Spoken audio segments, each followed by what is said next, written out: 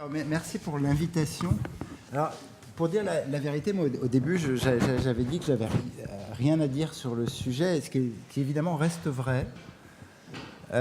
Donc là, je me trouve devant vous sur un thème, mais que je n'avais rien à dire sur le sujet, parce que je n'ai pas travaillé sur la question, mais qu'en revanche, je trouvais que le thème de vos deux journées était absolument décisif et centraux, et que, évidemment, on touchait là les nouveaux enjeux sociaux, culturels et politiques du développement du numérique.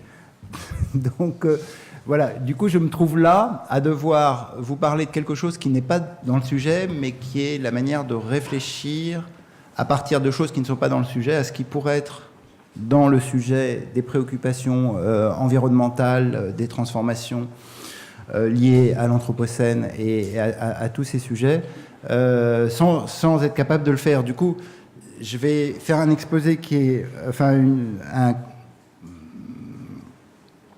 un très général, d'abord, voilà, très global, qui est ensuite un calage de choses assez hétérogènes, donc c'est assez fourre-tout, et en même temps, ça va être relativement rêche, à la fois parce qu'il y a des trucs abstraits, puis des trucs très concrets, et puis aussi parce que mon idée, ce serait de partager avec vous une sorte de réflexion qui n'est pas sèche, qui n'est pas aboutie du tout, qui vient en fait poser des questions plus que donner des réponses, et donc qui serait de se dire, profitons de ce merveilleux moment-là, que sont ces deux journées, pour en discuter. Donc je vais essayer de ne pas être trop long pour qu'on ait le temps d'en discuter. Alors, le point d'entrée, pour moi, et je vais beaucoup leur donner sous forme de couple, vous allez voir, mais il y a un couple qui a été amené par les gens de la réflexion. Et je fais encore, excusez-moi, une précision d'introduction, qui est de dire, ça va être abstrait, mais il y a des abstractions philosophiques, parce que je vois que là, dans le monde du design, on manipule beaucoup de philo, qui n'ont pas cette prétention. Voilà, mon idée, moi, c'est d'être sociologue.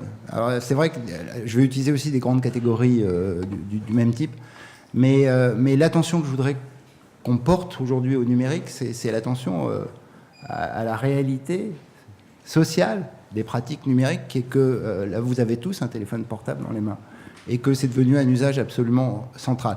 C'est cette réalité très prosaïque aussi que je voudrais introduire dans cette réflexion, mais je vais partir d'immenses généralités. La première, c'est que dans le débat qui s'est constitué depuis 4-5 ans autour du numérique, il y a le tournant est sans doute Snowden 2013.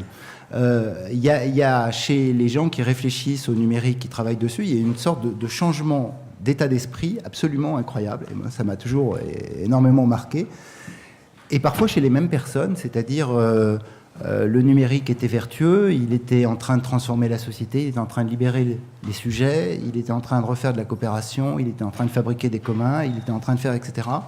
Et puis d'un seul coup, il est devenu l'instrument le plus subtil possible, qui soit des formes nouvelles d'aliénation, de domination et de réussite financière des entreprises du GAFA. Et que ce retournement dans la qualification du process numérique, évidemment, est sans doute trop rapide, mais qu'il pose des questions, et qui sont le genre de questions politiques que justement les questions environnementales, de l'anthropocène, etc., viennent nous poser aujourd'hui. Donc d'une certaine manière, ce que je vais essayer de faire, c'est de reprendre ce dossier-là, mais voir quels sont ces effets de bord sur d'autres questions. Alors dans le débat sur le digital labor et les nouvelles plateformes du numérique, il y a un couple de notions qui a été formulé par beaucoup d'auteurs, qui est de dire il y a une forme générative et une forme extractive. Et pour le résumer avec des petits dessins, il y avait cette idée que, d'une certaine manière, ce qu'a permis le web, c'est de coordonner des individus qui n'avaient pas, sous cette forme-là, des outils de coordination, et que ces outils de coordination leur ont permis de développer toute une série de capacités nouvelles, capabilités, empowerment, etc., pour accéder à l'information, pour échanger entre eux, pour fabriquer, pour faire, etc.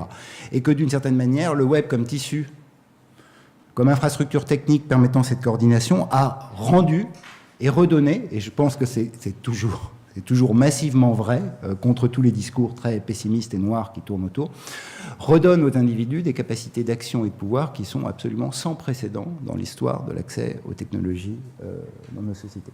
Mais évidemment, le problème, c'est que l'instrument qui permettait cette coordination entre les individus est aussi devenu un incroyable marché dans lequel la rentabilité et le succès commercial de certaines plateformes, si on était un peu économiste et qu'on regardait quelles sont les plateformes qui gagnent vraiment de l'argent, elles en gagnent énormément, mais elles sont très très peu nombreuses. Toutes les autres perdent de l'argent. Elles gagnent de l'argent sur les marchés financiers parce qu'elles se valorisent, mais elles n'en gagnent pas en réalité. Toutes les licornes de l'économie dite du partage sont dans ce type-là. Et la qualification qui a été donnée était de dire si cet objet central qui permet la coordination et l'accès à l'information des individus rend la valeur qu'il fabrique aux individus, il est génératif.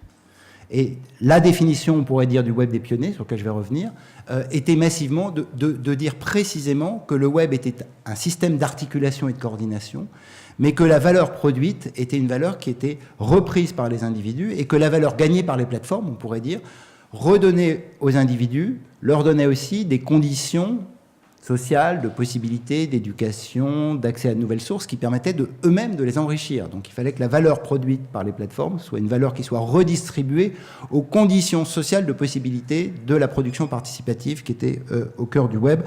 C'est en tout cas comme ça, Wikipédia en serait l'exemple parfait, Wikipédia dont la fondation sert à former des gens à écrire des articles sur Wikipédia, donc à essayer comme ça de travailler de façon générative à entrer dans une dynamique dans laquelle la fabrication collective produit des individus disposés à collectivement produire des choses nouvelles et originales. Et c'est ce que Yochai Benkler appelle les Common Based Peer Production System, hein, qui sont les fameuses communautés du web.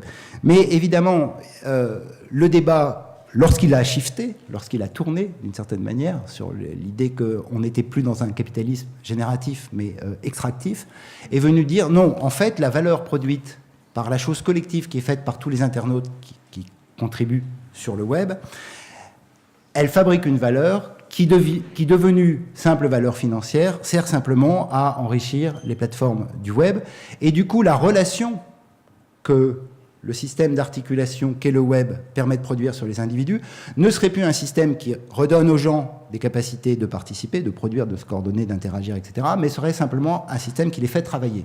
Et le thème du digital labor est venu tout simplement requalifier des actions qui n'ont pas en partie complètement changé, hein, mais est venu les requalifier pour dire qu'en réalité, ce système ne permet pas de générer chez les individus de nouvelles capacités, mais tout simplement, il les met au travail au profit du capitalisme financier mis en place par ces systèmes. Alors, bon, cette tension, elle est évidemment au cœur de beaucoup de débats. Je la propose de façon très schématique, et pour essayer à la fois de la déconstruire et puis surtout de l'interroger, moi, j'utilise deux couples de notions qui sont complètement abstraites et assez bizarres. Donc, je vais essayer de bien les définir parce que je vais les utiliser fortement. L'une qui est, alors pour ceux qui ont fait de la philosophie très scolaire, hein, se souviennent de cette affaire Benjamin Constant, liberté des anciens, liberté des modernes, c'est retraduit en philosophie, en théorie politique moderne comme étant liberté positive, liberté négative. Alors pourquoi j'ai besoin de ce terme et comment on peut les définir? Assez simplement, je ne suis pas philosophe, qui est de se dire que dans la demande centrale du libéralisme du XVIIIe siècle, mais toujours du libéralisme contemporain, il y a des exigences nouvelles qu'on va associer à l'idée de la liberté du sujet, et la liberté du sujet est l'idéologie politique la plus centrale de nos sociétés, toujours aujourd'hui, et le dernier livre d'Axel Honneth en fait une parfaite démonstration. Hein. Ce qui est au cœur des revendications aujourd'hui, c'est celle de la liberté et de l'autonomie des sujets. Mais quand Benjamin Constant, et cette distinction a été beaucoup utilisée, séparait la liberté des anciens et la liberté des modernes, il appelait la liberté des anciens une liberté qu'on dit aujourd'hui positive. Par positive, on dit en fait la liberté, c'est l'autonomie du sujet. c'est la possibilité qu'il se donne, de façon réflexive aussi, elle a souvent été entendue après comme une liberté réflexive, de se définir et de se donner à soi-même sa propre règle. Et donc il y a quelque chose dans cette notion forte de l'autonomie du sujet qui est d'être souverain, d'être le sujet souverain de ses propres décisions. Et puis il y a une autre définition de la liberté qui va devenir très centrale, qui va être beaucoup reprise par le libéralisme économique, mais qui est très très présente et qui est sans doute celle qui domine dans nos sociétés aujourd'hui, qui est de dire la liberté, c'est de ne pas être contraint. La liberté, c'est la liberté de choisir.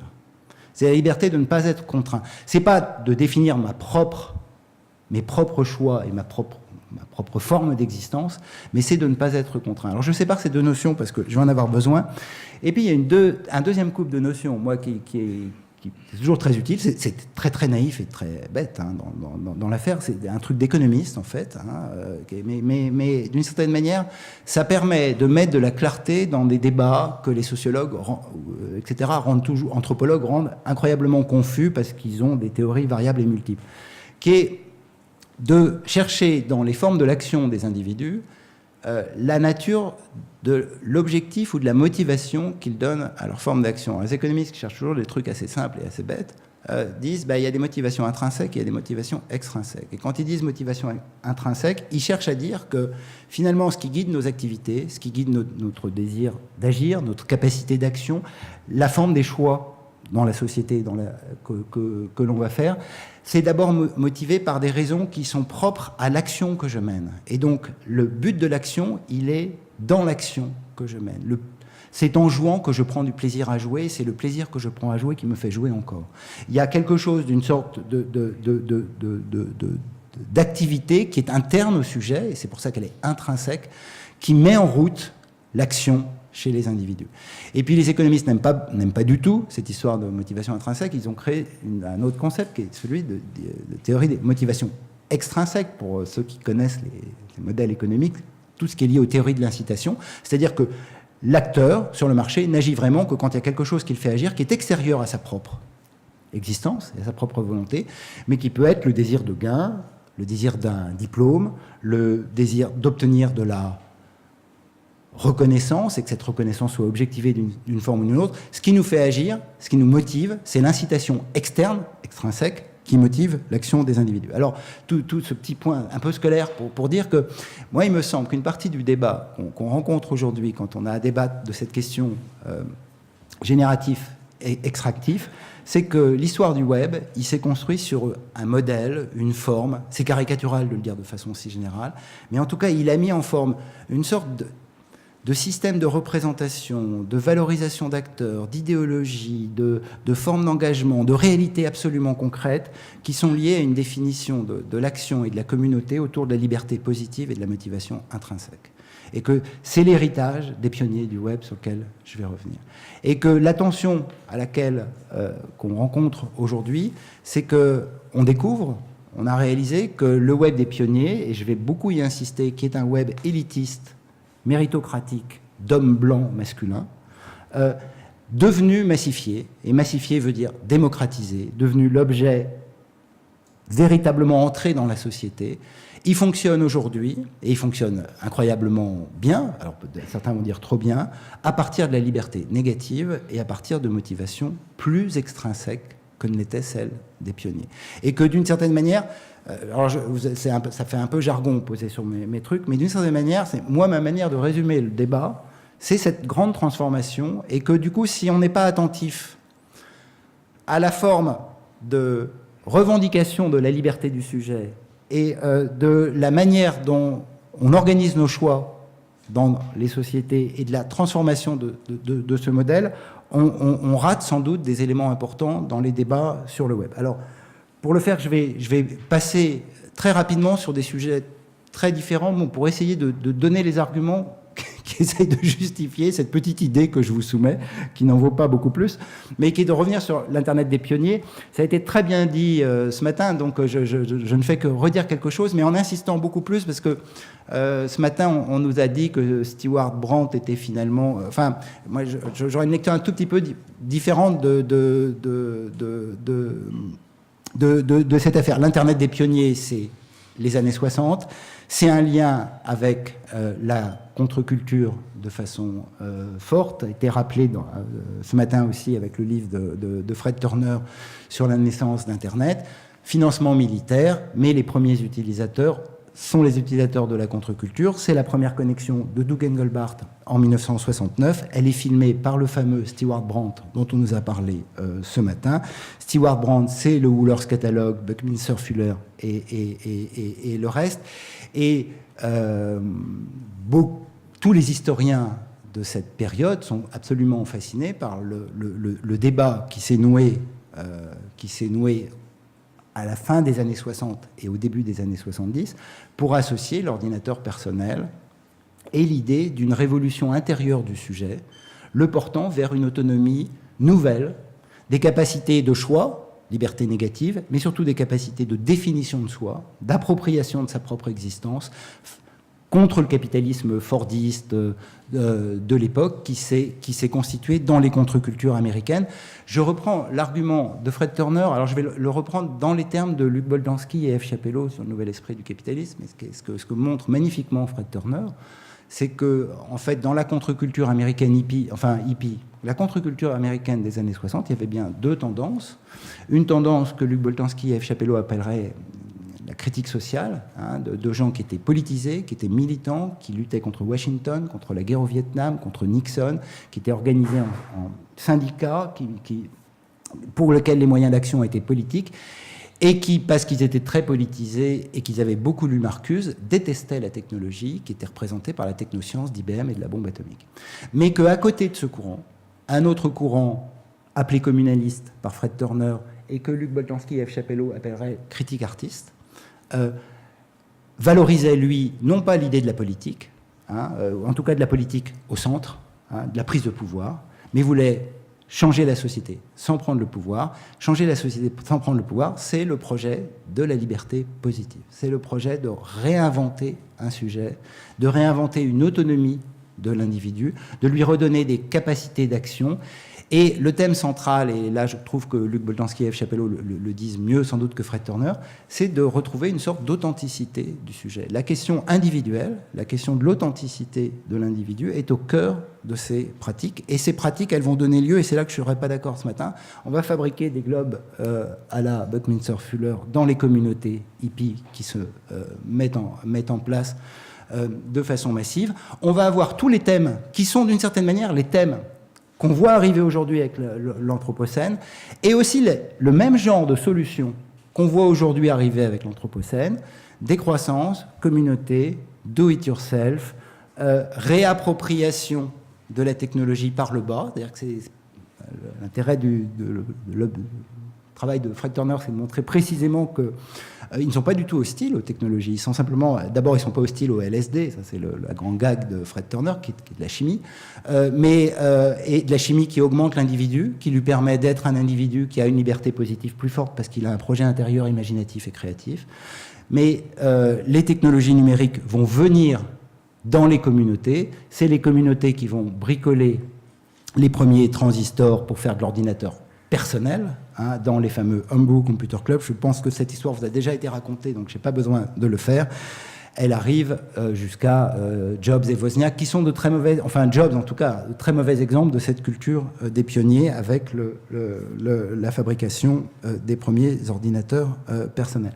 Alors, le point sur lequel je voudrais insister, c'est d'essayer de caractériser à la fois sociologiquement et politiquement ce qu'a été ce moment très particulier qui va donner forme, et une forme très très vivace, à la culture numérique dans son apparition pionnière.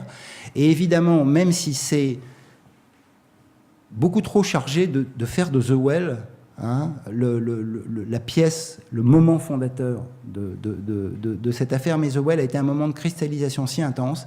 Et compte tenu de la réputation des gens qui sont passés par The Well et qui vont ensuite fabriquer la Silicon Valley de partout, il y a quelque chose de très dense dans The Well. The Well est le Woolers Electronic Catalogue, donc c'est la version en ligne du catalogue des communautés hippies qui avait été inventé dans les années 70.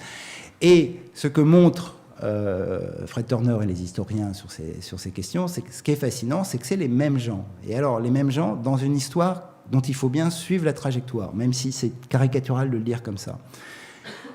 Ils ont voulu changer la société sans prendre le pouvoir. Ils n'étaient pas d'accord avec le SDS et les militants pour faire de la politique, Washington, la guerre au Vietnam, c'était pas leur truc. Leur truc, c'était de se changer eux-mêmes. Ils ont essayé de faire cette expérience dans les communautés. Ça n'a pas de vivre sous des règles écologiques, de responsabilité, de durabilité, d'émancipation, d'égalité dans les relations sociales, etc. Ça n'a pas marché, ça s'est même très très mal fini. 72, tout le monde est revenu dans ses vies habituelles et ordinaires.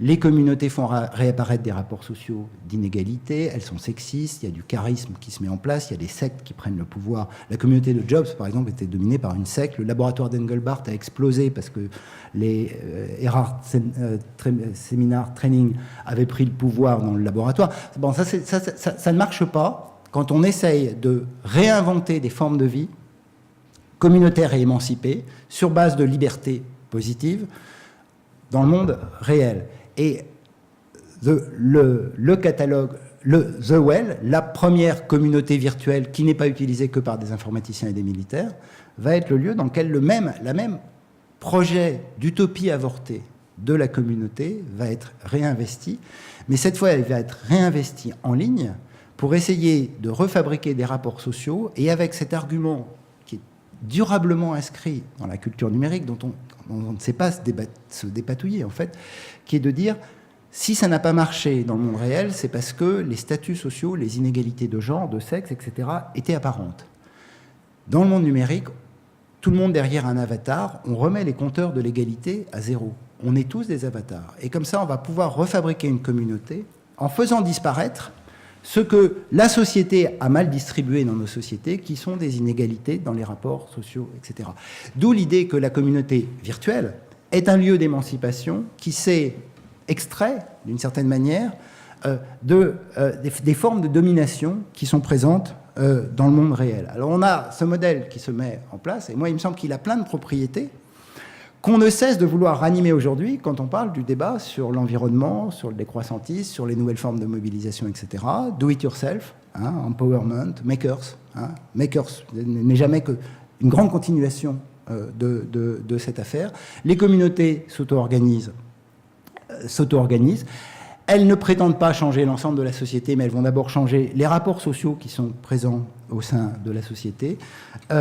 Elles ont un côté pastoral. Alors moi, c'est le terme que j'emploie pour définir cette idée qui est très centrale et qui est toujours très présente dans les débats contemporains sur les formes politiques, collectives, d'émancipation, notamment celles qui sont liées à l'environnement, qui est de se dire on va essayer de se réapproprier l'ensemble des moyens de production pour éviter l'aliénation de la division du travail, qui est toujours un facteur très présent.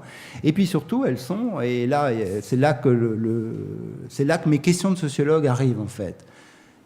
Elles définissent un modèle social qui a prétention à devenir un modèle universel et général pour l'ensemble de la société, mais quand on regarde la sociologie des gens qui l'ont fabriqué, ils sont blancs, masculins, diplômés et américains. Et c'est un tout petit monde. C'est un tout petit monde, mais qui a fabriqué, d'une certaine manière, un imaginaire qui est devenu l'imaginaire du réseau qu'on ne cesse de pleurer aujourd'hui et qu'on ne cesse aussi de chercher à réactiver.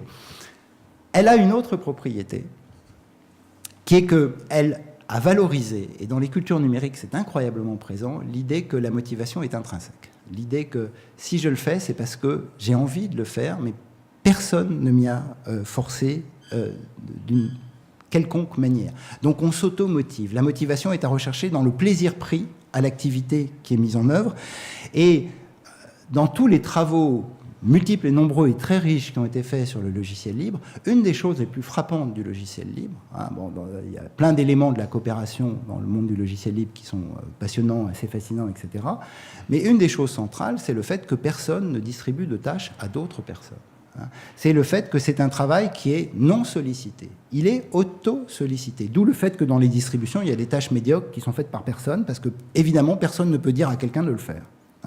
Et donc cette idée que finalement c'est un système auto-organisé très particulier mais qui fonctionne sur l'automotivation va jouer un rôle absolument central dans le logiciel libre.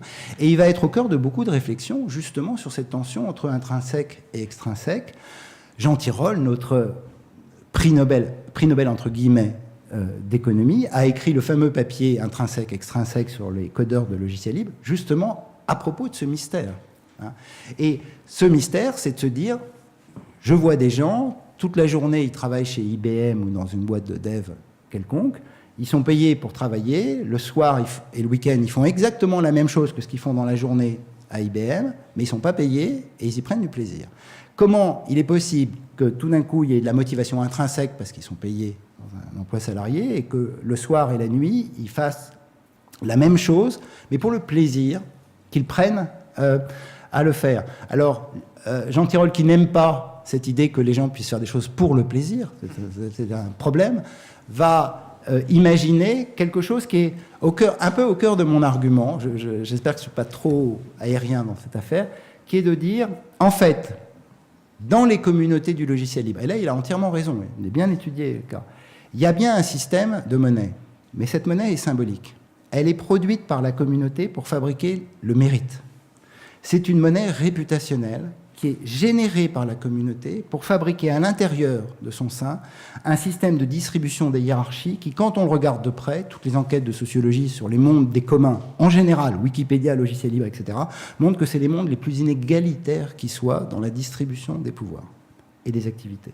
C'est réparti par des lois de puissance extrêmement, extrêmement fortes et dans lequel il y a un mérite interne à la communauté qui est objectivé par des badges, par des nombres d'édits, par des réputations acquises au sein de la communauté. Et ces réputations, elles jouent un rôle absolument central. Elles ne sont pas monnayées à l'extérieur de la communauté. Mais elles jouent de façon interne quelque chose d'assez central, ce qui veut bien dire que les gens sont motivés par la passion qu'ils ont, mais aussi par la reconnaissance qu'ils obtiennent au sein de ces communautés. Alors l'argument de Tirole va être de dire, super, en fait ils acquièrent de la réputation la nuit en codant, mais cette réputation, comme elle est un petit peu objectivée, c'est dans les lignes de code, c'est dans les GitHub, etc., on peut la sortir à l'extérieur sur le marché du travail, les employeurs arrivent, ils prennent les réputés, ils les payent bien, donc en fait, s'ils codent la nuit, c'est pour acquérir de la réputation qu'ils vont ensuite exporter sur le marché du travail.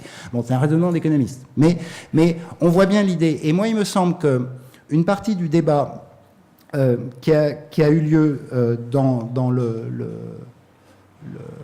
la transformation que je voudrais faire apparaître de la culture numérique ou de nos appréciations de la culture numérique, c'est précisément que progressivement, avec la massification sur laquelle je vais revenir des usages, de plus en plus, les formes d'objectivation de la réputation, de la notoriété, du prestige, de l'autorité qui étaient endogènes aux communautés, est devenu un système de métrologie marchande très externe aux communautés pour faire agir les internautes de partout, et que du coup la motivation intrinsèque est de plus en plus appréciée comme une motivation extrinsèque des individus.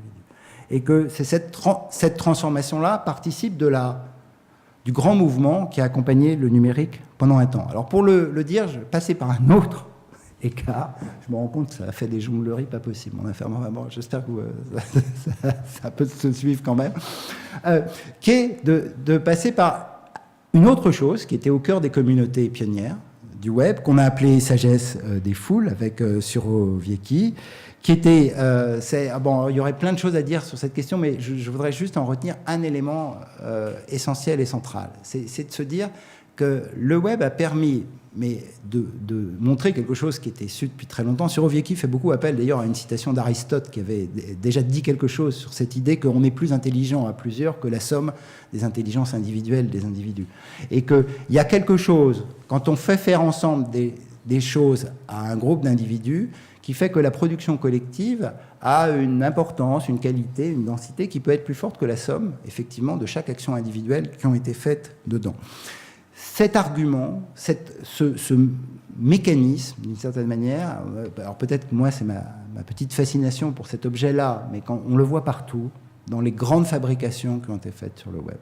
C'est-à-dire qu'il y a quelque chose qui fait que Wikipédia, logiciel libre, mais le PageRank de Google fonctionne comme ça, de l'algorithme. En fait, chaque internaute produit un petit peu d'intelligence, mais cette intelligence, elle est complètement distribuée dans des points du réseau, et que si on met au-dessus de toutes ces actions individuelles un système qui les agrège, on a quelque chose dans lequel l'agrégation est beaucoup plus que la somme des parties.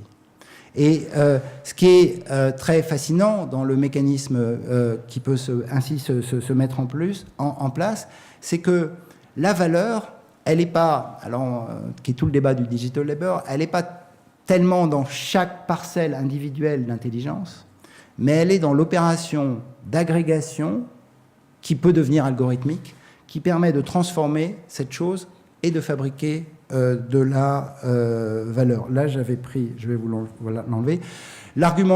Cet argument a été, par exemple, très bien développé par Yoshai Benkler à propos du PageRank. Moi, c'est un argument que j'ai beaucoup travaillé, en fait, et qui est au cœur de l'affaire. Google gagne de l'argent avec un système qui se contente de calculer les liens hypertextes que nous avons faits quand nous avons produit chacun notre site web en distribuant à d'autres des liens hypertextes. Google en lui-même ne produit pas de valeur particulière. La seule valeur qu'il produit, c'est l'agrégation de toutes les valeurs individuelles que chaque webmaster a fait quand il a, dans son site, fait des liens hypertextes vers les autres textes. Mais il y a une plus-value de l'agrégation qui est si forte que d'imaginer, comme le font certains tenants du digital labor, qu'il suffit de diviser la valeur produite par l'agrégateur collectif pour la rendre à chaque individu, n'a pas grand sens, parce que chaque individu ne vaut rien dans le système. Ce qui est fascinant avec cette affaire des grands nombres, c'est que d'une certaine manière, on fait la somme, c'est bien la somme d'actions individuelles, mais la transformation de la somme en un objet collectif fait quelque chose de bien supérieur et de bien différent que la somme des actions individuelles. Alors on a comme ça une série de propriétés qui sont, me semble-t-il, apparues avec les valeurs des pionniers, que j'ai résumées succinctement dans ce slide. Alors ce que je voudrais regarder maintenant, c'est comment ça s'est transformé. C'est-à-dire comment ce dispositif et ses propriétés, ils se sont transformés et ils créent le genre de débat qu'on peut aujourd'hui avoir sur les questions du numérique et fabriquer cette chose qu'on a appelée capitalisme de l'extraction. Dans le modèle, on pourrait dire Wikipédia et Google jusqu'en 2007, on va dire, ou dans le modèle même des réseaux sociaux du début, on avait vraiment cette idée que d'une certaine manière, les plateformes du web, elles arrivaient parce qu'elles permettaient aux gens d'interagir, de partager leur intelligence, et elles rendaient bien aux gens des capacités de continuer à interagir, de continuer à produire, de continuer à fabriquer, de continuer à remixer, de continuer à se connecter, et que cette production n'était pas nécessairement une forme extractive dans laquelle on aurait contraint l'utilisateur, on aurait aliéné son travail et on aurait extrait la valeur produite pour la déplacer vers un autre endroit. Alors, dans ce débat, il y aurait plein d'arguments à rappeler et je vais là aussi aller vite. Le premier, mais moi c'est celui auquel je suis très sensible parce qu'il est très simple, très bête, mais tout le monde le dit vaguement, mais tout le monde n'en prend pas la pleine conséquence. C'est-à-dire qu'on est passé d'un monde dans lequel le public, c'est un problème démographique, était très rare et surtout très diplômé, à un usage massif et populaire. Populaire, juvénile, populaire et dispersé géographiquement des technologies numériques. Moi, quand j'entends les pionniers râler pour dire que c'était mieux avant, etc., j'entends toujours une sorte de mépris de classe vis-à-vis de la massification et de l'arrivée des nouveaux publics dans l'usage du numérique. Et c'est omniprésent. Et si on avait à fouiller leur inconscient, on trouverait tout de suite cette chose qui apparaît de façon très très forte. Et d'une certaine manière, alors je vais le dire de façon rêche et provocante, les gamins sur Facebook, ils font jamais que ce que faisaient les pionniers sur Usenet. Ils échangent, ils s'envoient des blagues, ils partagent des choses, etc., etc. Du point de vue, en tout cas, des opportunités technologiques qui leur en sont offertes, je sais qu'il y a des différences, mais ce n'est pas si différent que ça.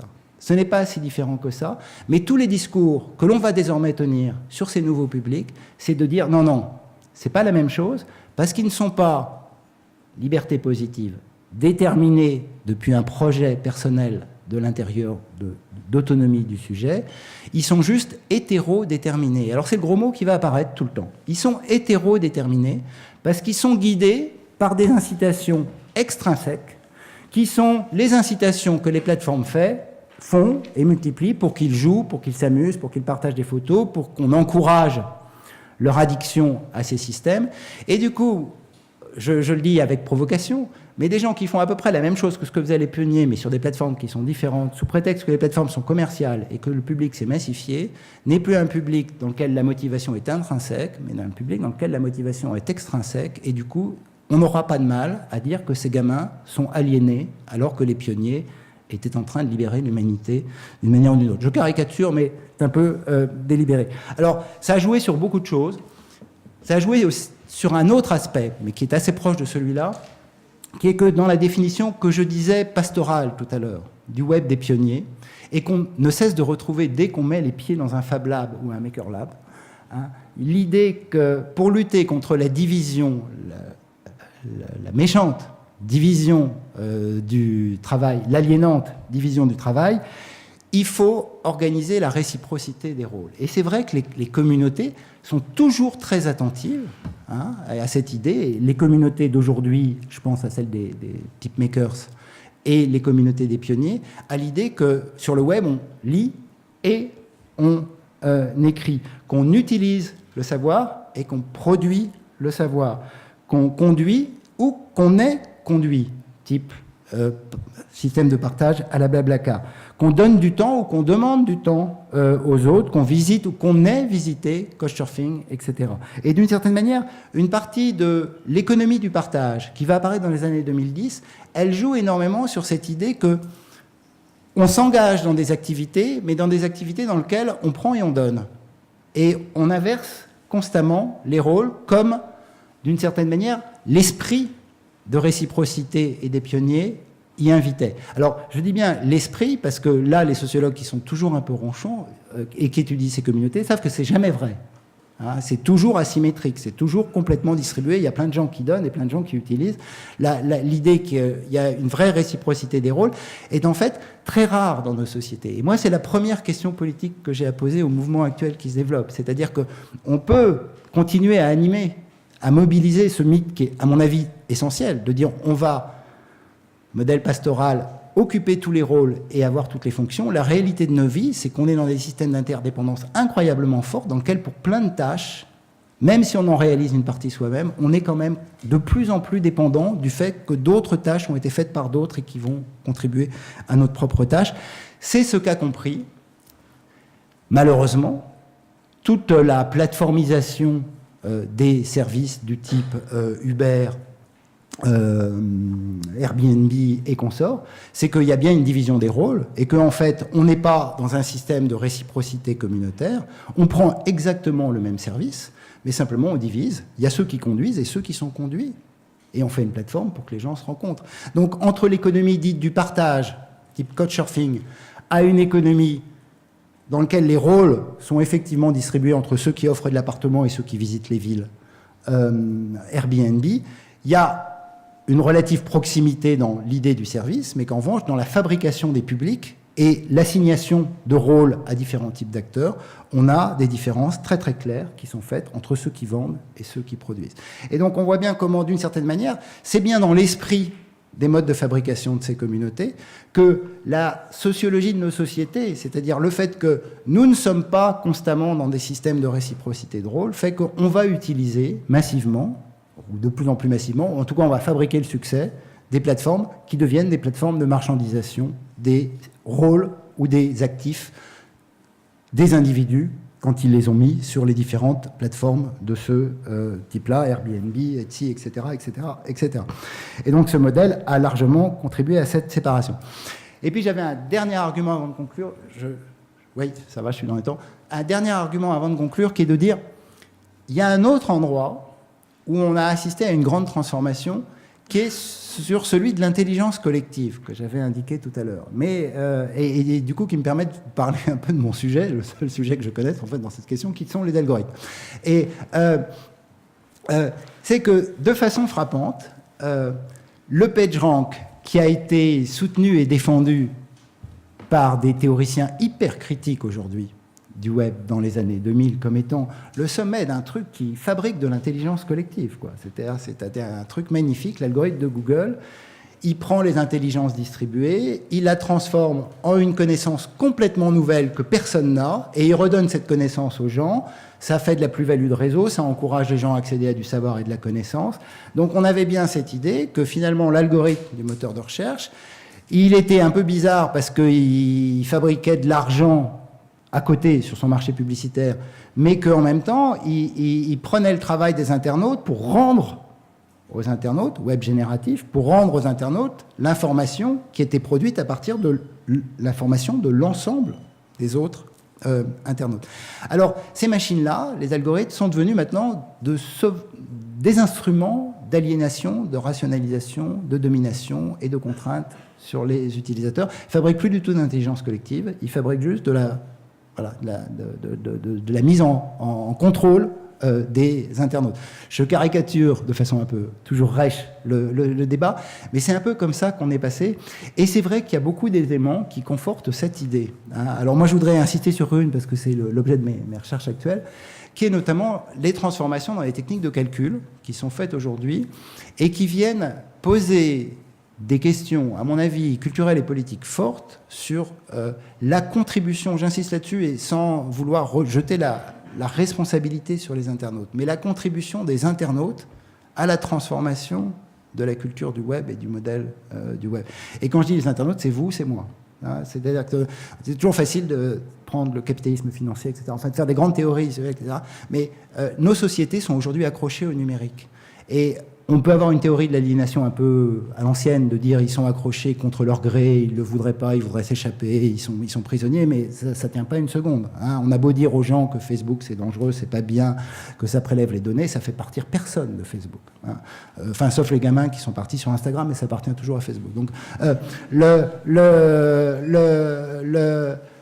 ne pas chercher à comprendre ce qui, dans la grille technologique qui se répand aujourd'hui, suscite des attentes, des adhésions, des désirs, des accrochages, des attachements de la part des sujets de nos sociétés, c'est sans doute très très mal commencer à critiquer le fait que certains de ces attachements peuvent être révisés, transformés, nocifs, discutables. Un de ces attachements, il passe par le fait que les plateformes, mais là, elles ne font que suivre les individus, sont passés d'un classement pour tout le monde, là je pense à Google, mais pas que à Google, à Facebook et aux autres, à un classement pour chacun. Et que, moi, c'est des choses auxquelles beaucoup travaille beaucoup, c'est de dire qu'on passe d'une représentation de la société, calculée, statistique, dans laquelle on avait beaucoup mis les gens dans des profils, les démographes, les sociologues, les gens du marketing calculaient la société par le haut, en produisant des catégories, pour définir des profils cibles et trouver des régularités entre un certain nombre de profils d'individus, puis un certain nombre de distributions des items, des produits ou des biens dans nos sociétés, et trouver des correspondances qui permettaient de faire une description à peu près correcte de ces corrélations. Les nouvelles techniques de calcul numérique, aujourd'hui, ils viennent calculer les gens, ou viennent nous calculer par le bas. Ils viennent nous calculer sans nous mettre dans les catégories traditionnelles qui avaient permis ces catégorisations. Donc le marketing l'avait beaucoup fait, nous mettre dans des segments. Dans beaucoup de craintes d'ailleurs que nous avons à l'égard des données numériques, nous pensons oh c'est horrible d'être surveillé. Je dis ça avec ironie, mais c'est vraiment horrible d'être surveillé, qu'on capture nos données personnelles parce qu'ils sont en train de nous cibler. Ils nous ciblent plus. Ils nous ciblent plus, en tout cas, sous la forme de catégories. Sous cette forme-là, ou sous la forme de production catégorielle, comme la sociologie en a beaucoup fait. Moi, je montre toujours, parce que j'adore ce tableau de Pierre Bourdieu, dans lequel on peut mettre ensemble le fait que les gens mangent du fromage et puis la catégorie socio-professionnelle. Je caricature à peine le tableau, mais Bourdieu avait associé des pratiques sociales et puis des catégories de métiers, et entre la catégorie du produit, de la pratique sociale, et la catégorie de l'identité des personnes, on pouvait faire des correspondances entre les catégories.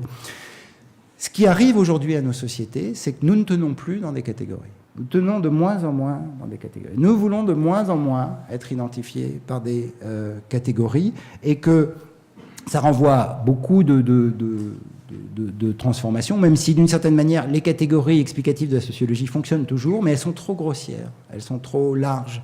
Elles établissent bien des corrélations, mais ces corrélations, du point de vue de la grille numérique, elle n'arrive plus à fournir le genre de calcul que nous réclamons ou que les plateformes nous imposent, au choix, aujourd'hui dans nos sociétés. Nous ne voulons plus être catégorisés de la même façon. Nous réclamons constamment de ne pas être standardisés dans la moyenne des catégories, les femmes, la ménagère de moins de 50 ans, etc. etc. C'est-à-dire qu'il y a dans l'individualisme des formes d'individuation contemporain, de façon incessante et constante, une critique constamment présente pour dire j'ai des singularités, je suis autre chose que la manière dont le marketing, la sociologie, la démographie et les représentations traditionnelles de la société essayent de faire des tableaux de la société à partir de variables catégorielles.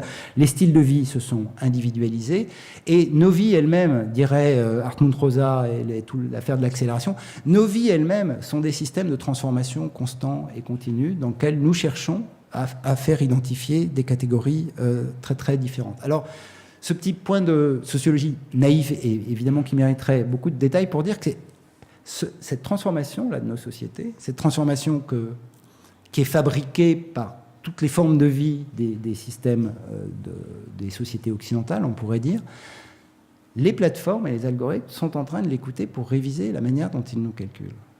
Et alors, est-ce que c'est eux qui, nous calculant, individualisent cette idée que nous ne sommes que des contextes, mais nous ne sommes plus des identités figées? Ou est-ce que c'est parce que nous sommes de plus en plus infidèles ou rétifs à la catégorisation et que du coup ils cherchent à nous calculer comme ça? Mais on voit une transformation majeure s'opérer dans la manière d'abord de qualifier les produits qu'on va distribuer dans les systèmes de recommandation algorithmiques. On voit de plus en plus pas dire que les films appartiennent à des genres type comédie sentimentale, action, etc. Ça, aujourd'hui, Netflix a un système avec 47 000 catégories. Donc on ajoute des catégories. Mais même, on va essayer de regarder l'intérieur des pixels, des images, plutôt que d'écrire ce qu'il y a dans l'image. On va la calculer depuis sa réalité physique. C'est aussi vrai pour des algorithmes de recommandation musicale, sonore. On va comparer des musiques, mais non pas depuis les formes habituelles de catégorisation, mais depuis quelque chose qui est lié au signal sonore en lui-même. Et puis, c'est aussi très vrai de la manière dont ils catégorisent les internautes, les individus. Et un des débats fascinants aujourd'hui dans le monde des techniques calculatoires qui se mettent en place sur le web, c'est que de plus en plus, en dépit de toute cette histoire web sociale, etc., on pourrait calculer plein de choses à partir de Twitter, de Facebook et Instagram, les gens des big data, ils s'en foutent complètement, en fait. Ils disent, on va calculer les gens, mais autre part que dans les big data. Ce que les gens racontent, c'est pas la bonne information pour l'algorithme. Ce qu'on a besoin de connaître, c'est ce qu'ils font. C'est ce qu'ils font vraiment. Il y a 20% des gens, plus de 20% des Français qui disent qu'ils regardent Arte. En réalité, il y a 3 à 5%. Donc, ce qu'il faut regarder, c'est ce qu'ils font vraiment. Et regarder ce qu'ils font vraiment, c'est d'aller prélever dans la trace de comportement des individus le signal comportemental qu'ils viennent prélever sur le sujet pour faire le calcul le plus efficace possible. C'est ce que fait YouTube maintenant, qui n'utilise même plus les j'aime pas les vidéos dans le système de recommandation, mais qui vérifie simplement que vous avez regardé la vidéo jusqu'à la fin. Le meilleur signal, c'est votre comportement, il a regardé jusqu'à la fin. S'il n'a pas regardé jusqu'à la fin, c'est que c'est pas bon. Mais c'est pas plus-moins qui va valoir dans cette affaire. Donc on a un vaste système de réorganisation des formes de calcul qui se met en place aujourd'hui pour utiliser les comportements de l'utilisateur afin de régler les recommandations qu'on rend à l'utilisateur. Alors je vais vous passer tout ça parce que je suis en train de déborder. C'est mis en place sur des techniques dites de réseau de neurones, deep learning, vous avez sans doute entendu parler de tout ça. Le seul point qui est important pour mon argument, et je conclus, c'est de dire les nouveaux calculs que mettent en place ces plateformes, celles qui fabriquent la dite intelligence collective, que soit elles redistribuent de façon générative à l'utilisateur, soit elles capture pour elle-même et pour augmenter son pouvoir et sa fortune, aujourd'hui fabrique des modèles algorithmiques dans lesquels ce qui est calculé, ce sont des modèles variables, changeants, qui s'appuient sur les traces de vos comportements. Et avec cette idée très néolibérale, en fait, de dire la responsabilité du modèle n'appartient plus tellement à l'ingénieur de Facebook et Google, il appartient en fait aux traces de vos navigations, aux traces de vos comportements qui, réapprises en apprentissage par le modèle, fabriquent la recommandation qui vous est venue. Si Facebook vous propose des trucs pas intéressants, c'est que vous avez cliqué sur des trucs pas intéressants. Si vous n'écoutez que Beyoncé, vous n'aurez que Beyoncé dans les systèmes de recommandation musicale. Tous les grands algorithmes du web sont en train... Et du coup, l'idée de le critiquer en disant il y a quelqu'un qui manipule parce qu'il veut censurer les démocrates ou les républicains, etc., est assez naïf, en fait, dans la compréhension réelle de ce qui se passe aujourd'hui. La plupart des algorithmes essayent de se régler sur vos comportements. Et la règle du comportement, c'est de nous mettre dans une situation dans laquelle les traces du passé deviennent les prédictions du futur qui sont données aux individus. Et donc, si on cherche à qualifier ce que font ces techniques, il n'y a qu'un seul mot. Elles règlent l'utilité sur les pratiques des individus. Et du coup, la question de l'utilité, qui est une simple mesure de performance, il a cliqué sur le premier, le deuxième, troisième, quatrième lien pour Google. Il a lu, Amazon ne cherche pas simplement à savoir si vous avez acheté le livre, il cherche à savoir si vous l'avez lu. Ils le savent avec la liseuse. À quelle vitesse vous l'avez lu, si vous avez sauté les chapitres, etc. Donc, on règle le système de recommandation sur le comportement de l'utilisateur en lui renvoyant, du coup, la responsabilité d'une certaine manière, de son propre utilitarisme dans le dispositif. C'est aussi très présent dans les systèmes de recommandation musicale qui sont des merveilles d'algorithmes, parce qu'ils font des choses très très différentes pour arriver à produire quelque chose qui est, en fin de compte, décidé par le fait que vous avez skippé ou pas skippé la musique qui a été proposée. Donc tout est réglé, le modèle change en fonction de vos skips et de vos non-skips dans cette affaire. Alors, ça, ce n'est que la répétition de ça, je voulais finir avec ça. Du coup, voilà, moi dans cette transformation, j'ai rassemblé trop de trucs bricolés, mais c'est pas grave. Moi j'ai des questions, voilà, donc j'ai une série de questions que je vais essayer de dire le plus simplement et assez naïvement possible. La première, c'est que on voit bien que avec la massification des technologies numériques, on a des formes nouvelles d'attention qui se sont déployées un petit peu partout chez les internautes, qui sont venus se glisser dans nos vies, et que si on entend ce que j'essayais de dire avec les nouvelles technologies algorithmiques, elles sont organisées sur notre propre utilité. Et que donc elles ont un simple fonctionnement assez idiot, qui est de dire, bah oui, mais puisqu'il clique, puisqu'il écoute, puisqu'il regarde, bah on va continuer à lui donner des choses qui ressemblent à ce qu'il a déjà cliqué, ce qu'il a déjà regardé, ce qu'il a déjà écouté. Alors on voit bien que le thème d'une écologie de l'attention, c'est-à-dire d'être plus attentif à des formes plus diverses de recommandation, d'organisation de son écologie informationnelle serait très très utile. Mais qu'une partie, me semble-t-il, de ce débat, alors que très bien posé par Yves Citon, mais une partie de ce débat revient assez fréquemment quand on va vers les mouvements écologistes, environnementalistes, etc., vers simplement une sorte d'idée de sobriété.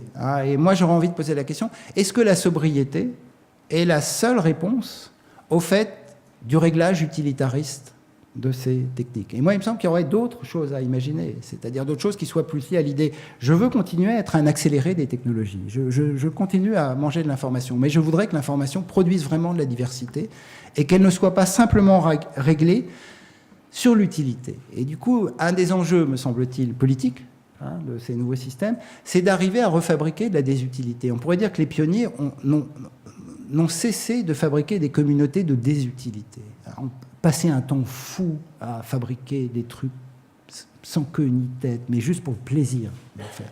Et que l'impression que donne le mouvement de massification et la transformation, c'est qu'il y a toujours ces niches de désutilité. En fait, c'est assez naïf de penser qu'elles ont disparu. Mais comment leur donner plus d'écho, parce qu'il y ait des groupes multiples et variés qui fabriquent toujours des choses dans un esprit qui n'est pas simplement guidé par l'utilité fonctionnelle et l'efficacité des systèmes, a beaucoup de mal à passer l'échelle de petites communautés. J'ai un autre thème, mais j'en ai parlé, sur cet éternel retour du pastoral. Moi, il me semble qu'il faudrait qu'on fasse attention. Alors je sais que l'imprimante 3D, toute cette mythologie-là est venue réanimer chez nous cette idée de l'artisan, qui est sans doute une magnifique idée, sans doute que d'ailleurs elle doit participer d'un projet politique d'émancipation, mais simplement il me semble que la croyance dans l'idée de l'artisan laisse tellement oublier le fait que cet artisan, nouvelle forme, n'existe qu'au sommet d'un système d'interdépendance fonctionnelle si multiple qui le fait exister comme un artisan indépendant, qu'on en oublie ces conditions sociales de possibilité. Et puis, la dernière remarque que je voudrais faire, politique, mais qui est une sorte de réflexe, moi, que j'ai constamment, et je pense que c'est un réflexe de sociologue, hein, c'est de dire, toute cette histoire de l'Internet, elle s'appuie sur l'idée de la liberté. La liberté a été positive, elle a été une liberté de l'autonomie du sujet, elle est sans doute devenue une liberté de pouvoir tout faire, liberté de choisir, liberté négative, la grande liberté négative de Benjamin Constant, qui soutenait la liberté négative prioritairement. Avec cette affirmation de la liberté qui est au cœur de presque, on pourrait dire, de l'idéologie contemporaine, la question de l'égalité n'est jamais présente. La question de la justice, de la distribution n'est jamais présente. Et ça, c'est au cœur de toute l'histoire du numérique et d'Internet, c'est que les pionniers ont pensé la liberté, mais ne se sont jamais préoccupés de l'égalité. Pour eux, la question de la justice, elle est distribuée par les mérites. Hein, et donc ceux qui sont actifs et méritants et reconnus par la communauté auront de la reconnaissance. Les autres, parce que le système est ouvert, auront accès à l'information, mais on ne va pas se préoccuper des déconnectés, on ne va pas se préoccuper des non concernés dans ce système. Et il me semble que c'est un des vrais problèmes de la culture politique d'Internet, et que si on arrivait à trouver des manières d'agencer ça, je sais que c'est très abstrait ce que je suis en train de dire, ça irait beaucoup mieux, parce que le sentiment que moi j'ai souvent dans la plupart des débats, c'était mieux avant, ça a changé, c'est devenu horrible, enfin bon, etc. C'est qu'on a des endodéterminés qui pensent toujours que les autres sont hétérodéterminés. Et que si on arrivait à changer ça, c'est-à-dire que si on arrivait à arrêter de dire aux gens qui sont sur Facebook, etc., qui sont aliénés, et que nous, dans notre projet formidable et magnifique, on va s'émanciper parce qu'on va être dans la liberté positive et pas dans la liberté négative, je crois qu'on arriverait, hors de Facebook, bien sûr, à faire des projets beaucoup plus riches et beaucoup plus intenses, mais qui a toujours, dans les formes un peu communautaires qui se mettent en place dans ces systèmes-là, quelque chose qui est un jugement sur les autres et sur la société, qui enferme en lui-même l'impossibilité de réellement mettre en place une démocratisation des formes de vie alternatives ou de formes de vie émancipées qu'on puisse proposer dans nos sociétés. Voilà, j'ai été trop long, je vous remercie.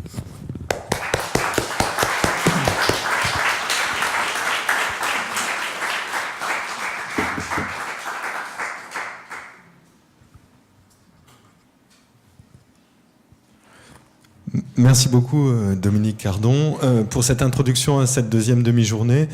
Comme vous l'aurez compris, on était en anticipation de demain, à savoir les problèmes sociaux-politiques, mais c'est parfois des problèmes d'agenda qui font des inversions. Vous verrez que demain, on aura Anthony Mazur qui nous parlera de l'écologie de l'attention, qui aurait dû intervenir cet après-midi, mais en même temps, on avait des remarques concernant les questions de l'attention et sur le schéma économique des motivations, entre l'intrinsèque et l'extrinsèque, on est bien aussi dans le psychosocial. De toute façon, les séparer est bien sûr artificiel et commode pour la démonstration, mais risque de faire croire qu'il n'y a pas de détermination réciproque. Or, c'est un fait et c'est pas à remettre en question ici par cette forme-là. En tout cas, j'attendrai après une question d'une étudiante qui normalement devrait intervenir sur les algorithmes. Je lui mets la pression immédiate, mais il y a déjà une question auparavant. Merci beaucoup Dominique pour cette vraiment très très très belle présentation. Alors moi j'ai des questions. Alors le problème c'est que plus tu parlais, plus j'avais de questions. Je vais essayer de synthétiser avec une question. J'ai trouvé qu'il y avait un grand absent dans la première phase, qui est comme Marshall McLuhan. Marshall McLuhan n'est ni liberté positive ni liberté négative, il est plutôt du côté de Spinoza, d'une certaine manière, et toute la théorie des médias qui va naître de McLuhan également, je pense j'en ai parlé un peu ce matin de Friedrich Kettler et d'autres, cette idée quand même qu'il s'agit bien de saisir ce qui nous saisit. Et ça a marqué profondément le net. Et je pense, là, d'un point de vue artistique, par exemple, le net art. Alors, les vieux du net art, qui pourraient dire effectivement que c'était mieux avant, étaient dans cette logique d'exploration du médium, de l'exploration de l'identité aussi. Parce que là, je crois que dire qu'il y avait des blancs hommes, il y avait aussi beaucoup de femmes. Je veux dire, Haraway, Nathalie Magnan, qui était l'assistante. Oui, mais il y a eu VNS Matrix au début des années 90. Je veux dire, c'était aussi, il y a eu un moment où, grâce à cette désidentification du réseau, on a pu, les femmes ont pu, bon. Donc voilà, je pense qu'il y avait aussi cette idée, quand même, qu'il y avait la possibilité d'explorer quelque chose qui est profondément déterminant. Et peut-être est-ce là qu'il y a critique, c'est-à-dire aujourd'hui l'impossibilité de s'emparer, ne serait-ce qu'intellectuellement, de ce qui se trame. C'est-à-dire que les médias, là, en tant que machine, voilà, ont pris une telle dimension que politiquement, il est compliqué de les déjouer. C'est un petit peu à la fois une question et une remarque. Oui, je suis entièrement d'accord avec ta remarque. Non, la seule réserve que je fais, parce que je connais l'histoire, enfin, on peut dire Ada Lovelace est la première hackeuse, donc les geeks sont, etc. Là, le sociologue, il est bête, il regarde les stats, hein, et là, les stats, elles parlent contre toi. Mais en revanche, je suis vraiment d'accord sur cette idée du rôle de l'interrogation du médium. Je ne mets pas McLuhan parce qu'en fait, moi, je méconnais. Je sais que c'est une chose que je dois découvrir mieux, voilà. Mais effectivement, tout ce que tu dis est absolument juste sur les capacités, voilà, de l'interrogation qui a complètement fondateur de l'esprit du pionnier, de l'interrogation du média dans ce système. Simplement, moi, ce que je voudrais dire comme projet politique, alors c'est peut-être moi ce que j'essaye de faire modestement comme sociologue, c'est pas parce que c'est devenu 15 fois plus compliqué, 15 fois plus fermé, 100 fois plus commercial, etc., qu'il ne faut pas continuer à interroger Facebook et les autres. Thomas, qui va parler Thomas tout à l'heure, voilà, c'est bien ce qu'il est en train de faire. Voilà, il ne faut pas se décourager sur ces questions. Ouais. Non, ce que je voulais aussi dire, c'est qu'il y a une logique interne des médias. C'est un peu comme la radio, la télé. Ouais. Au début, il y a une phase d'exploration, et puis après la radio, je pense à la radio après 14, qui devient un instrument d'État. Et là, il est impossible d'interférer. Il va falloir attendre des années 70-80 pour refaire des radios libres, et ainsi de suite. Je veux dire, voilà, peut-être qu'aujourd'hui, l'investigation des espaces de liberté se trouve en dehors de ces réseaux-là. C'est vrai. Non, je suis d'accord. Y a-t-il une autre question, là-bas au bout ?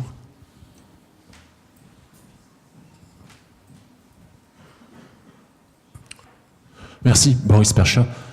Oui, c'était mieux avant, mais je veux le dire aussi comme ça. Pourquoi ? Parce que j'ai mis le pied dans le web en 94. Et il est arrivé l'an 2000, avec toutes ces startups, etc. Et aujourd'hui, moi qui suis un entrepreneur du numérique, je dois à chaque fois me justifier quand je fais quelque chose aujourd'hui dans le web pour dire aux gens « Attendez, je ne suis pas là pour prendre ce que beaucoup d'entrepreneurs du numérique ont pris aux autres, etc. Faites attention. » Mais je suis souvent catalogué en tant que start-upper, etc. Dès qu'on met un pied dans le numérique, etc. Aujourd'hui, en tant qu'entrepreneur, on estime qu'on va être quelqu'un qui va faire quelque chose, qui va prendre la partie des autres, enfin voilà, Uber et compagnie, vous comprenez ? Donc c'était mieux avant quand même, parce qu'il y avait une approche qui n'était pas celle du consumérisme, qui n'était pas celle du commercial. Et puis, sans oublier, vous n'avez pas parlé, mais ça serait long, vous l'aurez fait sans doute, il y a aussi le fait que les réseaux sociaux ont capté les données des individus qui utilisent ces réseaux pour ensuite les revendre.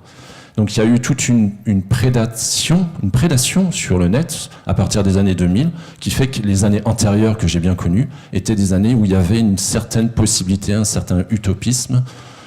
Et aujourd'hui, on est tombé dans une dystopie qui est quand même assez incroyable. Tout n'est pas fermé, mais on est dans une dystopie pour moi. C'est pas votre sentiment? D'ailleurs, aujourd'hui, regardez, moi je suis entrepreneur numérique, je fais des choses dans l'écologie aussi, et je ne me suis pas invité aujourd'hui pour en parler alors que je suis orléanais. Pourquoi? Parce que je suis catalogué comme ça aujourd'hui quand on est dans le numérique. C'est simplement parce que je ne vous connaissais pas. Bon, voilà, non, mais je comprends très bien votre réaction. Moi, j'aurais quand même des nuances. Vous avez compris cette nuance sociologique, c'était mieux avant, mais vous étiez moins nombreux, et puis il y avait un entre-soi plus fort.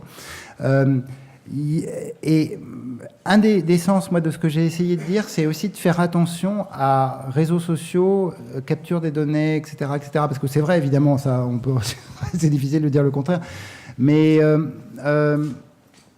Bon, on est tous aussi dessus, on est tous en train de l'utiliser, donc il y a quelque chose qui fonctionne. On pourrait imaginer d'autres réseaux sociaux, hein, évidemment, mais dès qu'on enlève Facebook, hein, Twitter n'a jamais gagné. Twitter est déficitaire depuis tout le temps. Twitter ne cesse de perdre de l'argent. C'est une entreprise qui ne devrait plus exister, en fait. Hein. Elle est soutenue parce que les gens pensent qu'un jour Twitter, mais en fait, ça n'arrivera jamais. Donc on a toujours, vis-à-vis de l'image du capitalisme numérique, des images qui sont très déformées lorsqu'on regarde la réalité économique de cet empire, parce qu'en fait, il y a quelques gros qui capitalisent tout. Donc c'est ça, en fait, le vrai risque. Ils sont 3 à gagner de l'argent, enfin non, j'exagère, mais ils sont 3-4 à gagner de l'argent, et les autres, ils ont de l'argent parce qu'il y a des gens qui investissent sur eux. Mais en fait, la réalité, c'est qu'ils n'en gagnent pas tant que ça dans le système. Bon, ça sera un autre débat, mais qui est aussi sans doute la manière dont le web commercial, maintenant, a effectivement très très largement contribué à défaire complètement toutes les représentations qui avaient été associées au numérique des pionniers, et que du coup les entrepreneurs du web en pâtissent. Mais dès les débuts du web, ça c'est aussi un truc qu'il faut toujours rappeler, c'est que parce qu'on a l'impression que le web est devenu marchand avec Facebook, mais non, mais tous les premiers geeks, dès le départ, ils luttaient contre le web marchand, c'est-à-dire que l'opposition au web marchand est née avec le web. Peut-être moins avec Internet, même si vous savez que l'entreprise, les premières connexions à Internet n'ont pas été faites par l'État ou les militaires américains, mais par Bolt, Newman et Baranek, qui était une entreprise privée. Donc le monde, le marché est là depuis la première connexion à Internet. Y a-t-il une dernière question ? Bon, allez, 2. Merci. Florian Armand. Une question ou une remarque question. Vous n'êtes pas allé au bout de la chaîne que vous développez dans À quoi rêvent les algorithmes. Ce que les gens racontent ne correspond pas à ce qu'ils font, à leur activité. Leur activité, elle, est captée et on leur repropose une activité similaire. Mais je ne crois pas que vous n'ayez parlé de leur intention. Et vous en parlez justement, je crois, dans le bouquin. Qu'est-ce qu'on fait en fait de cette intention ? Moi je sais, par exemple, j'adore les pâtes. Les pâtes, je trouve ça vraiment très bon. Mais en manger toute une année, ça devient un peu bourratif. Et en fait, le fait de peut-être avoir envie de changer, soit de style de vie, de mode de consultation de médias, de changer, je sais pas, de bord politique, pourquoi pas, si ça existe, n'est pas forcément permis par ce ressac d'activités proposées. Non, très juste. Alors moi j'ai effectivement beaucoup travaillé et écrit là-dessus, mais là c'était moins le sujet. Mais il y a une distance qui se crée, en fait, que fabrique cet univers dans le sujet contemporain, mais qui contribue à le cliver très fortement entre ses comportements et ses représentations. Et donc on a des représentations qui exacerbent de plus en plus. Et ça, elles sont nourries par plein de trucs ambiants. Hein. L'autonomie, liberté négative du sujet et la possibilité de toujours être en exploration et en découverte. Hein. Donc dès qu'on nous coupe quelque chose, dès qu'on nous dit vous n'avez pas accès à ça, etc., on souffre tout de suite. Immédiatement, c'est une intolérable censure, parce que l'idée expansive à la Rosa, l'idée qu'on voudrait accéder à tout et que ces choses soient présentes, et du coup les idéaux de cosmopolitisme, de diversité, de sérendipité, etc., sont constamment présentes maintenant dans nos représentations. Et puis c'est vrai que de l'autre côté, les algorithmes sont venus dire, avec une sorte de réalisme de physique sociale, en fait, ils sont dire, oui, bon, vous voulez tout, mais en fait, vous faites toujours la même chose. Donc moi, je vous calcule par ce que vous faites, et j'oublie le reste. Mais évidemment, à couper comme ça le sujet, on l'aliène complètement, hein, et c'est sans doute, ça sera une des difficultés majeures de ces projet un peu fantasmé des big data, c'est que s'ils nous calculent avec de l'économie comportementale simplement sur nos comportements, ils ne vont pas réellement nous satisfaire. Ils prétendent le faire au nom d'une satisfaction qui nous rendrait de l'utilité de nos comportements passés vers nos comportements futurs, mais s'accompagne toujours ce désir d'autre chose. Il y a un exemple qui est assez beau, moi que je donne souvent, mais qui était un travail de gestion qui avait été fait sur une sorte de Netflix australien. Et donc, il y a une wishlist, les gens disent les films qu'ils veulent voir, et puis le site, c'est les films qu'ils ont vus. Alors évidemment, on a cet écart, les gens veulent voir, ils veulent se refaire l'intégrale des films de Kurosawa, mais ce soir, ils sont trop fatigués, ils ont regardé une bouse américaine. Et bon, ce qui est classique, ce qui est à peu près ce que nous faisons. Voilà, ce que nous faisons. Du coup, l'algorithme va en conclure, bon, en fait, il vaut mieux mettre des films américains. Mais le fait que je me définisse comme quelqu'un qui a envie de revoir l'intégrale des films d'Ozu, ça participe de mon identité, ça définit quelque chose, d'un projet, d'un désir. Peut-être qu'un jour, je pourrais le faire, etc. Mais aliéner ça de la définition de l'identité des personnes, et évidemment, on pourrait presque dire d'un point de vue commercial, pour eux, c'est rater quelque chose, parce qu'évidemment, ça ne va pas entièrement satisfaire la manière dont nous fabriquons et nous valorisons nos identités. Vraiment, il restait une dernière petite question, une dernière petite réponse, et les autres devront être frustrés, je suis désolé. Bonjour. Moi, ma question, c'était pour que les utilisateurs, qu'on empêche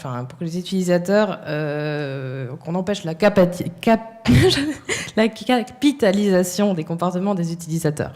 Pensez-vous qu'il faille au final se replacer et adopter un autre comportement face aux dispositifs qu'offre le réseau, ou réinventer plus d'autres dispositifis, ou alors adapter carrément nos comportements au sein de notre vie intime autrement? Alors, je ne sais pas si je comprends tout, mais franchement, j'ai une sorte de réponse-question à vous renvoyer. Moi, il me semble que ce que j'essayais de dire dans l'extériorisation des capacités de capitalisation des individus, c'est que ce qu'a inventé le web massifié et que n'ont pas su faire les communautés, c'est qu'ils ont inventé des compteurs de réputation. Ils ont inventé des systèmes qui fabriquent à l'extérieur du sujet des outils pour qu'ils se reconnaissent, qu'ils se classent, qu'ils se comparent, qu'ils se challengent. C'est nombre de retweets, nombre de likes, nombre d'amis, etc. Et du coup, la question que ça nous renvoie, c'est pourquoi, finalement, nous avons tant d'attention à ces systèmes, aussi à l'égard de ces micrométriques futiles, qu'on peut juger futiles, qui est de constamment vérifier si on a été retweeté, si on a été liké, si on a été, etc. Pourquoi tous ces compteurs sont venus se glisser dans la mécanique de nos sociabilités et de nos interactions? On dit, ça nous rend de la capacité générative pour fabriquer de l'interaction, etc. Mais en même temps, dans cette fabrication, on sait bien, et là on a beaucoup d'enquêtes de psychologues, etc., qui montrent que le petit compteur des likes, les usages d'Instagram sont dramatiques de ce point de vue-là. C'est-à-dire que c'est une machine, et notamment pas que pour les gamins, c'est une machine dans laquelle la sollicitation au like et du coup l'attention de l'utilisateur aux petits compteurs, tous ces petits compteurs sont devenus des métriques qui sont glissées que les plateformes glissent dans nos vies parce qu'elles suscitent de façon extrinsèque des micro-gloires. Il y a un terme que j'aime beaucoup qui est chez Gabriel Tarde, des gloriomètres. Voilà. Et on est rentré dans des dispositifs qui ont installé des gloriomètres dans nos vies. Est-ce qu'on peut réinventer des plateformes sans gloriomètre? Mais est-ce qu'on s'y investirait? C'est une question importante, je crois. Merci beaucoup.